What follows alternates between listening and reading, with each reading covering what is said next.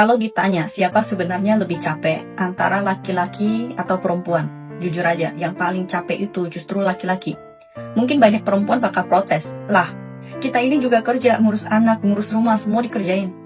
Benar, tapi coba dengar dulu sampai habis, biar kamu paham kenapa laki-laki sering lebih lelah dari yang kelihatan. Seorang pria dari muda sampai tua pikirannya nggak pernah lepas dari keluarga. Setiap hari waktunya habis buat kerja.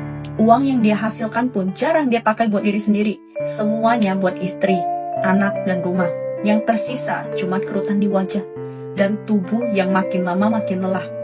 Kenapa banyak yang bilang pernikahan itu kayak kuburan kehidupan?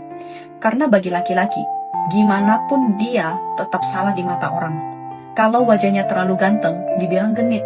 Kalau kurang menarik, dianggap nggak laku. Kalau gajinya pas-pasan, dibilang nggak becus.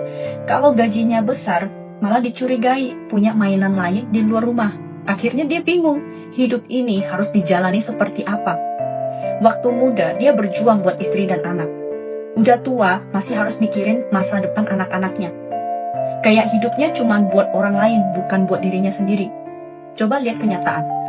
Kalau keluarga hidupnya susah, yang disalahin siapa? Bukan istrinya, tapi suaminya.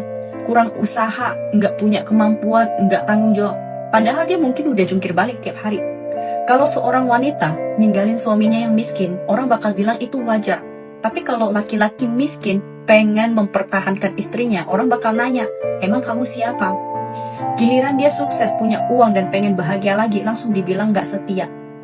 Kita sering teriak kesetaraan gender, tapi coba lihat kenyataannya. Laki-laki dituntut buat jadi anak yang berbakti, suami yang bisa menafkahi, ayah yang bisa jadi panutan, dan pekerja yang nggak boleh salah langkah sedikit pun. Karena sekali jatuh, yang ikut jatuh bukan cuma dia, tapi seluruh keluarganya. Beda sama perempuan. Kalau dia memutuskan untuk istirahat di rumah, nggak ada yang nyalain. Tapi kalau pria kehilangan pekerjaan, semua mata langsung menghakimi.